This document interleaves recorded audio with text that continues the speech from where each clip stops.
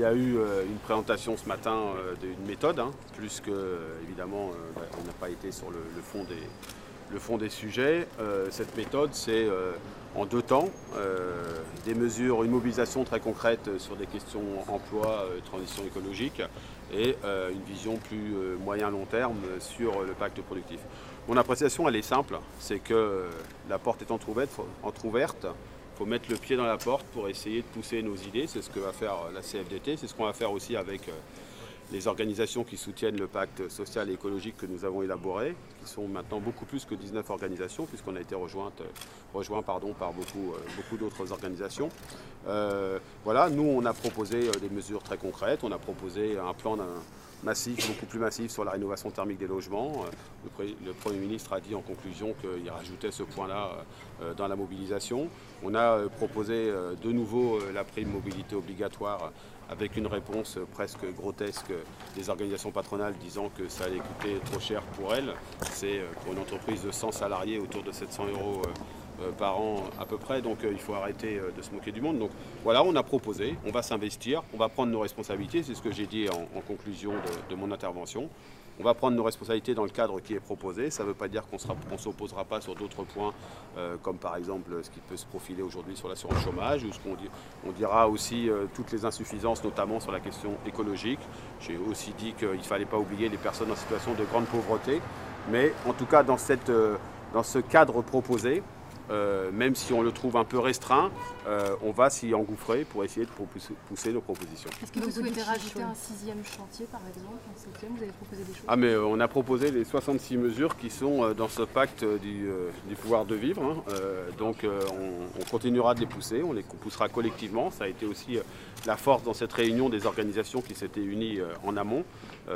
Donc voilà, je crois qu'il faut rentrer dans la logique. Il y a un changement de méthode, il faut le noter.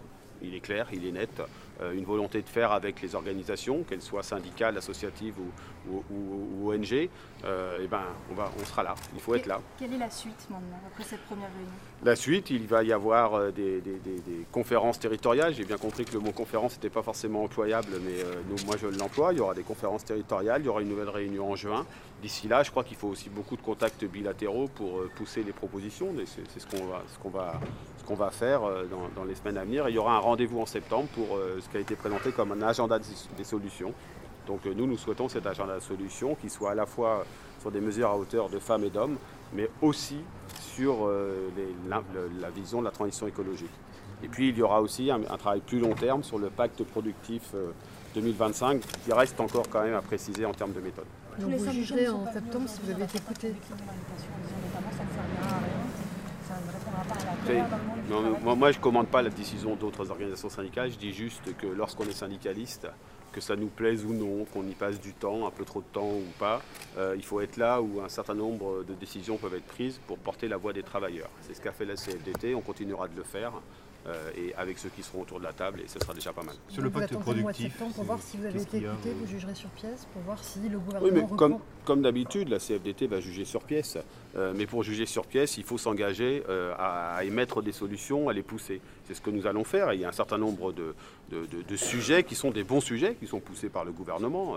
La question, par exemple, de la façon dont des jeunes trouvent l'entreprise adaptée pour faire leur apprentissage, c'est pas un mauvais sujet.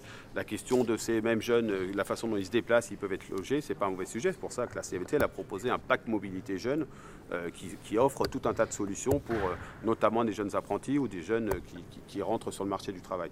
Donc on jugera sur pièce et puis à la fin on dira ce qui nous va ou pas, mais objectivement on peut le dire, les thèmes qui sont ouverts sont des bons sujets, il en manque, on va en pousser d'autres, la preuve, on a réussi à pousser la rénovation énergétique des logements et puis on s'investira aussi pour que l'écologie et la justice sociale et la lutte contre la grande pauvreté soient un peu plus présentes. Sur le pacte productif, qu'est-ce que vous en avez compris Sur le pacte productif, on en a compris qu'il va y avoir des travaux assez rapidement sur la façon dont on peut faire face à la transition écologique, à la révolution technologique qui est en œuvre avec la digitalisation, et essayer de trouver des solutions qui soient favorables et pour l'emploi et pour notre modèle de production. Ça reste encore assez imprécis, donc on verra les suites. Merci.